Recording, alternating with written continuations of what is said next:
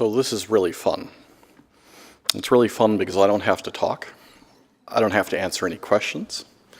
I only have to introduce somebody who's cringing backstage, wondering what I'm going to say about him. And as you think about that, this is somebody in my house who's known as El Joven Rodrigo, which means the young Rodrigo. And you'll see when you see him in a couple of minutes, he's a little bit beyond young at this point. He's been kind of used by science and consultancies and life. But the reason why he's called El Joven Rodrigo is because I met him at the Exploratorium many years ago. And I had one of the best jobs in the world. I was running Mexico City's Urban Development Corporation. I had to build a national zoo, a national cultural center, a science museum for kids. And when I was doing that, I went and visited about 42 different science museums throughout the world. And the Exploratorium in San Francisco was one of the best. And this young 17-year-old shows up and says, "Let me show you around the museum." And it turns out that the summer intern knew more about the museum, its exhibits, the back parts of the museum, the history of the museum, than almost anybody who worked at the museum.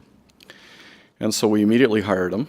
And at 18 years old, he ended up being somebody who was organizing all of the people who would be the explainers in what became the most visited children's museum in the world.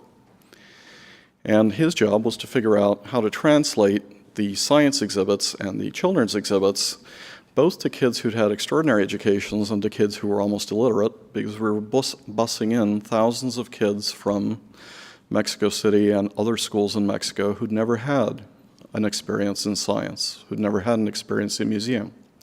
So you had to train the people in that museum as explainers, not just to explain the exhibit, but to translate what science is, what arriving in a museum is, how you behave in this stuff, and Rodrigo did that in an extraordinary way.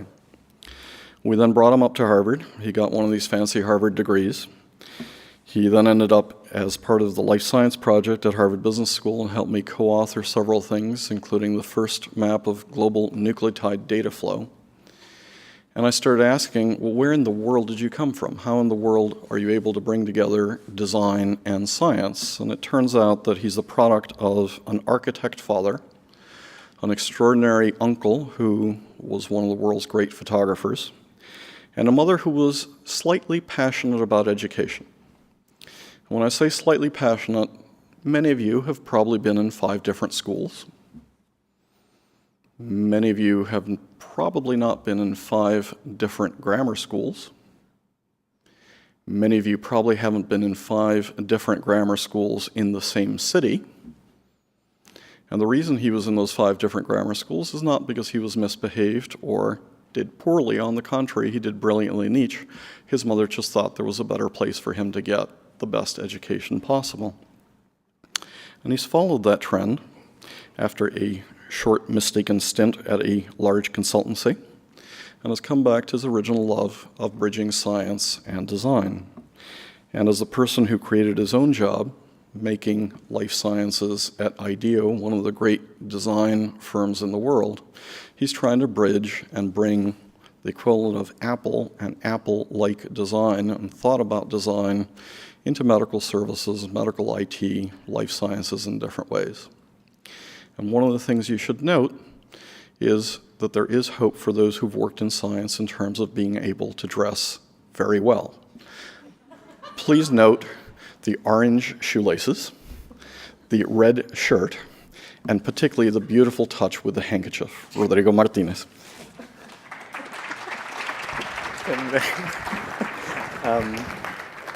Thank you, Juan.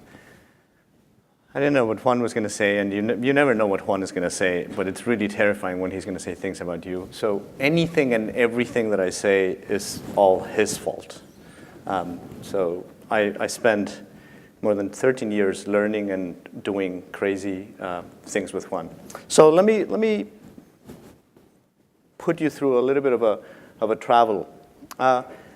Take 30 seconds. All of you have a pen. You have a piece of paper.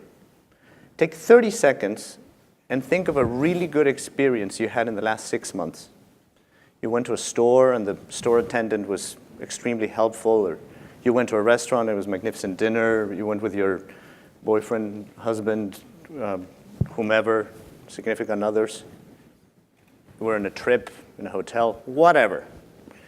You went and used something or got something or bought something, and it was a great experience. Just write it down. You have 10 more seconds.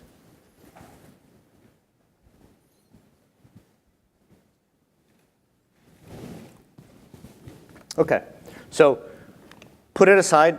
Enough of you, and let's go back to me. This is what my day looks like when I start. And it's not different from how it starts from all of you. And then I get out of bed, and I walk, and eventually get to the bathroom, shower, dress, get down, coffee, pack my daughter's lunch, take her to work. That's our office in the corner. Get to work. I start using all of these things that some of you might use, et cetera, et cetera, et cetera, all the way back at some point back to bed. And this is probably not very different from your typical day. There might be a hammock instead of a bed or a desk instead of a bed, whatever it is your life is like. It's not very different from this. Every day, in general, we touch and use somewhere between 30 and 60 different products. Somewhere between 8 and 12 services. This is for me. Whether it's a public service, a private service, email, et cetera. And I usually move between 3 to 6 different spaces: home, car, office, run, park, office, car, back, with some variance of that. Who makes all this stuff? There are people designing and making all of these different things in every day's life of you and me. And you're asking now yourself, why is this guy telling us about this? And there are two main reasons that I want to talk with you about. One, how we're designing and making things today is about to go through a huge transformation. It just went through a huge transformation not long ago, and this is about to get even more fun. And the second one is how we experience things actually matters a lot. And I'll explain that in a second. Go back 50 years, and this is pretty much a typical space where someone thinks, designs, and makes things. It's pen to paper, it's all analog, it's all physical. And the places where you actually make the things don't look very different from this. Whether it's a wood studio in Denmark or Chihuli's glass studio or metal in the north of England, wherever. Cement, wood, metal. It is not very different from this, how everything that we used, touched on a daily basis was made. Not that long ago. This is what the space looks like today. This is some shots of our studio. We have different studios all over the world where we think and make all of these different things. And it looks like this.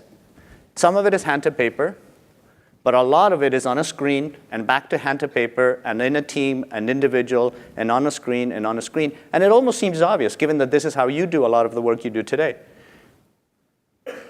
So from the left to the right, we're going from this physical analog to this physical digital back and forth without thinking about it anymore. We start to do thinking in digital. Think about it. And we start to make things in digital, of course, laser cutter and 3D printers, etc. So designing and making today is indistinguishably this process of physical, digital, physical, digital, physical, digital.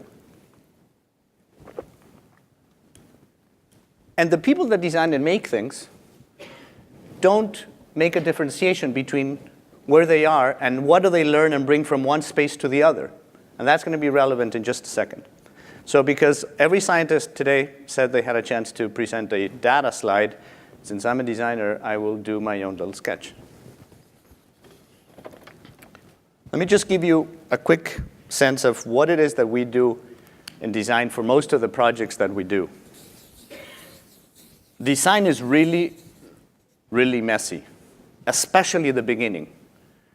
The more we can not have constraints on how we think about things, where do we cross ideas from, how do we recombine materials and senses in a movie, from a book, from a dinner and a recipe in a different place, the more likely we're able to capture unknowns, serendipity. Serendipity and play are two of the main components of being able to come with good design and innovation. Then eventually, you converge on things, and you start going crazy a bit, and then you out again and in again. Eventually, obviously, you converge into something that makes sense. This process is at the core of how we come up with creative things. And I'll tell you a little bit more about this in a second. This is a process that we use to make things like this, which some of you might remember, or at least your postdocs if you don't use them anymore. Spaces, like what is a mammogram experience? This is the new GE mammography service space. Or complete different experiences that, that really haven't been touched for many, many years. And it's exactly this process that allows us to do things like this. Of course, this physical to digital back and forth has allowed different people to think about different products and different companies, whether it's an incubator, whether it's General Assembly or Y Combinator or CIC in Cambridge, et cetera. And yes, robots and competitions and Kickstarter competitions, et cetera. Now, there are some clear differences about how we did things differently 50 years ago, 40 years ago, and today. But there are also some threads that are worth noting, especially for where I'm going to go in the next 10 minutes. Let me give you 2 quick examples. Here's the first one. This is one of my favorite designers, who in the 60s especially, created some very simple, elegant, intuitive products. And those of you in the room that have more gray hair might remember this. You might even still have some of these products.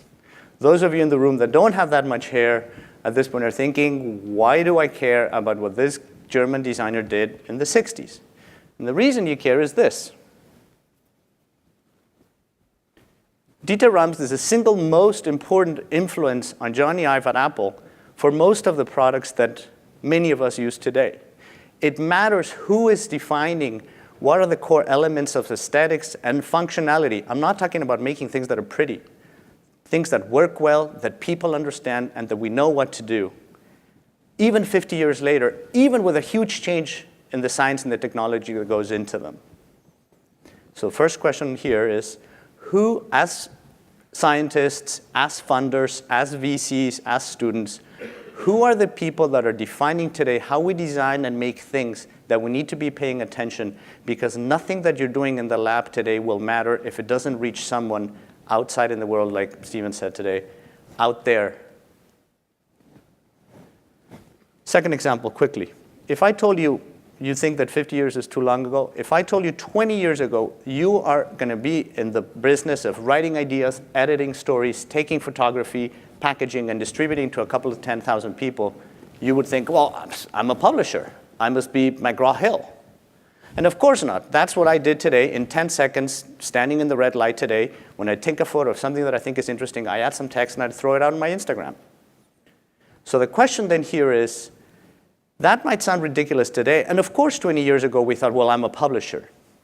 What is the analog example of what we today think our products and services will be 20, 30, 50 years out, based on the construct that we only have today? How do we break that construct to open new opportunities for designing and making products and services that really satisfy people's needs?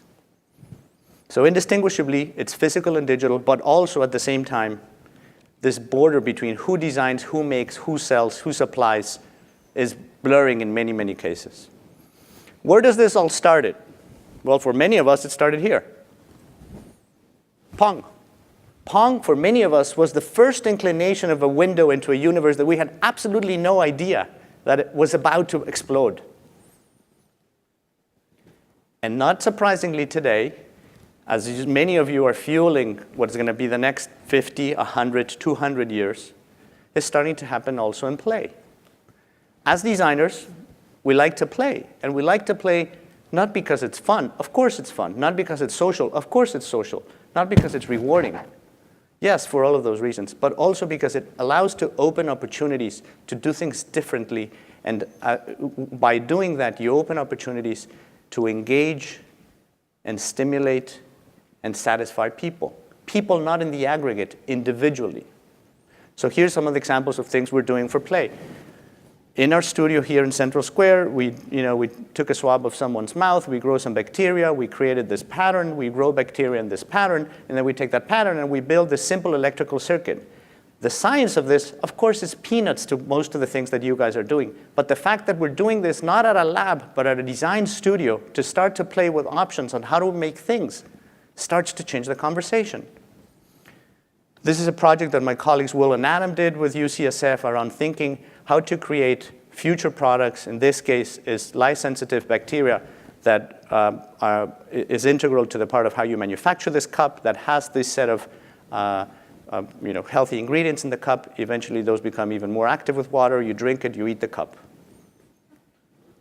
And this is not happening, of course, only at places like IDEO and other design firms, but you're starting to have some of the first places where people are getting together, whether it's artists or scientists or designers, to play with life, like GenSpace or BioCurious. Do we already have the critical mass that we have as in the digital revolution with combinators and startup hotels, et cetera? Not yet, but we'll get there. This example was mentioned today.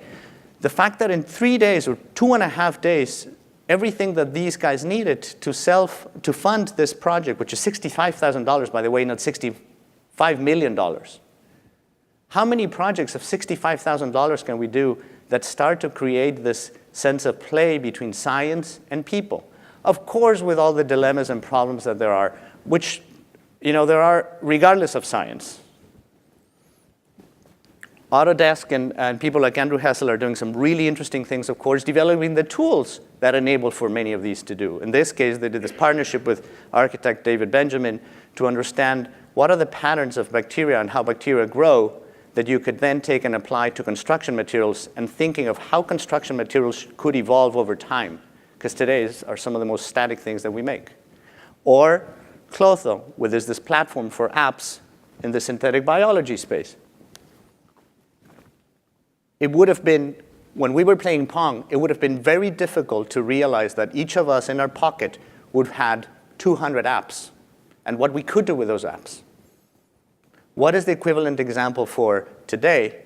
What we could do, ordering different pieces, manufacturing in the bio side, in the digital side, with genetic instructions, with materials to build, for example, a shirt, or a shoe, or things that are even more important than that.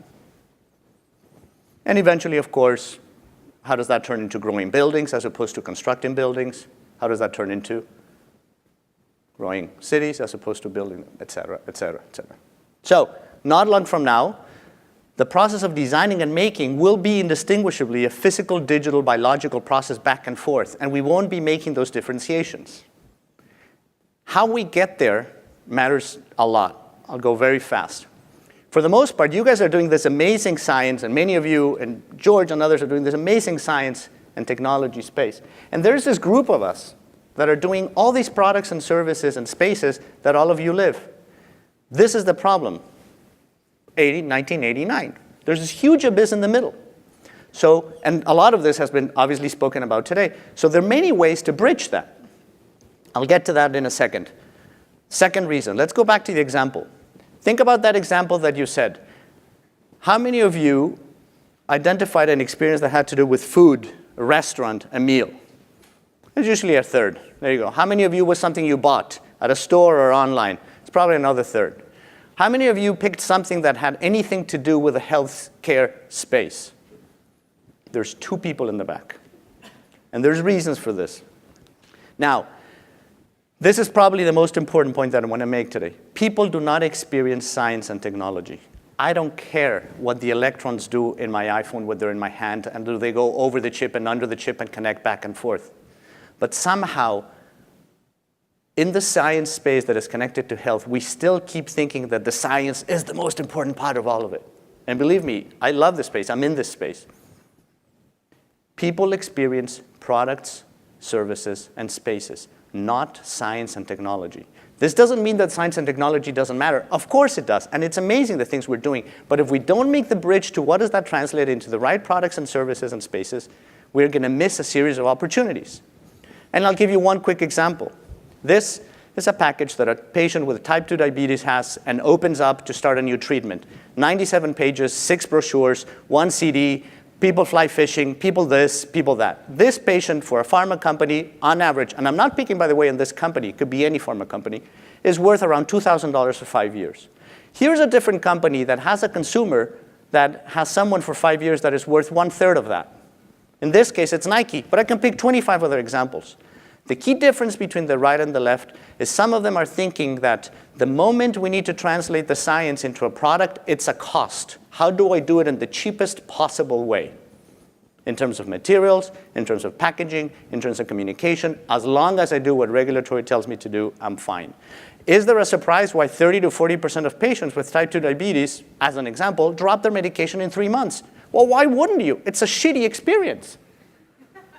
Would you stay with any product today in the rest of your life? Would you go back to that restaurant if they would tell you, you eat in a different language that you sort of understand, te comes esto, te lo comes ahora, no me importa, y tomas tus notas y te vas? Would you never go back unless you're really good at Spanish and you think that that's how somebody should talk to you? Well, that's for the most part what for most of us healthcare feels like, at least in this country and many examples in other places. So the key difference is this.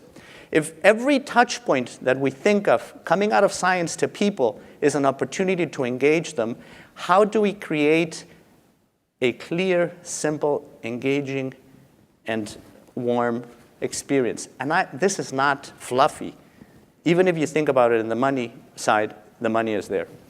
When this woman gets home, and again, I'm not picking on this company in particular, and opens this package to start her medication treatment, in this case, another type 2 diabetic, nothing that was done in the science matters at this point to affect if this woman is going to stay on her treatment. All the science, all the insulin, all the diagnosis, the hospital that she went to, the best one ever, anywhere in Boston, anywhere in the world, from this moment on, how we manage to support the experience of her as a person is going to determine if she stays on this treatment or not. People experience products, services, and spaces. So this is the problem. For the most part, the default of a lot of the research that is coming out of places like here and other places on the West Coast and other places in Canada is the default is that healthcare is going to translate that to that. But for the most part, we know that that bridge doesn't work even with the existing technology, even with the existing information. The last thing that I want my doctor to have, all of my doctors are somewhat Harvard Medical School associated. And some of them are really good, some of them are really bad, like anywhere else. But the last thing I want is for them to have more information to create a worse experience than the one I get today. 3 weeks ago, I went to have an ultrasound, and I asked, could I have my results back? And they said, sure, your doctor's going to get them in a week. I'm like, why a week? When are they ready? They'll be ready this afternoon. Well, why would my doctor get them in a week? Well, can I get them? Yes, fill out this form. I fill out the form, but you're going to get them in 3 weeks. Why? My doctor's going to get them in a week. Well, yeah, but you're going to get them in 3 weeks. This is here, right? I'm still waiting for my results. This is adapted from a conversation I had with Daisy Robinson at the Daily Lab at HMS. Think, if none of this yet makes sense, and if you're in science or technology, think that the amazing value of what you're developing in your labs is going to decrease over time every step it goes into healthcare in the current approach. So what's the alternative? One of it is serious play. As designers, we play to envision, to think, to create, to evolve ideas. And it's not just get together and play. There's a whole methodology and approach to that. And we and others have been quite successful about it. How do we create more of that together? One, we can build prototypes together, even without having all the data ready for your paper. Let's get together and build some prototypes. What might that look like eventually if I had to say it, if I had to give it to a 5-year-old? What if I had to give it to a 50-year-old? What about if I had to give it to a 120-year-old in a different language that doesn't read? How do we imagine future materials and tools? We're doing an exercise right now in our studio to create 100 different materials of the future. And some of them are completely ridiculous, and they should be, because it's not about getting it right. It's about having the time in the right context to push together the boundaries of engineering, design, science, technology. How do we learn to evolve ideas by doing? The way that we evolve ideas, The reason every project we go into the world to get inspired is not because we go for answers. As designers, we go out into the world to look, are we asking all the right questions? We will get the answers by evolving ideas through our design process. What's the equivalent process in science? Well, it depends on the field. What can we learn from each other? Could we infuse some of that today to get more to some of the results that Sage and SageMind Networks and others are getting to? And then we talk a lot about designer's intuition. What is scientific intuition? How do we share some of that? How do we bring some of that together? So I have 2 more minutes left, so I'm going to be really quick. One, we have this partnership with UCSF on synthetic biology. With Professor Liu, we're starting this conversation at the Media Lab at MIT, and with Daisy Robinson at the Daily Lab at HMS. But there's space for a lot of this. If we think that some of the most exciting things over the next 40 years are going to come within these 4 fields, and especially in the overlaps of these 4 fields, I would really ask you to consider seriously, when and how do you want to play? Seriously, not play for play. If you are in one of these 4 fields, which probably you are because you're here, what is it that you're doing to learn about how others in the other 2 fields or 3 other fields are trying and doing and don't really know where to go? I asked in 10 seconds, walking down the hall, one of my colleagues at IDEO, John Pangaro, who's a great designer, hey, so if we want to get scientists and designers working together, what should we do? And this was his answer. So maybe that's what we need. Thank you very much.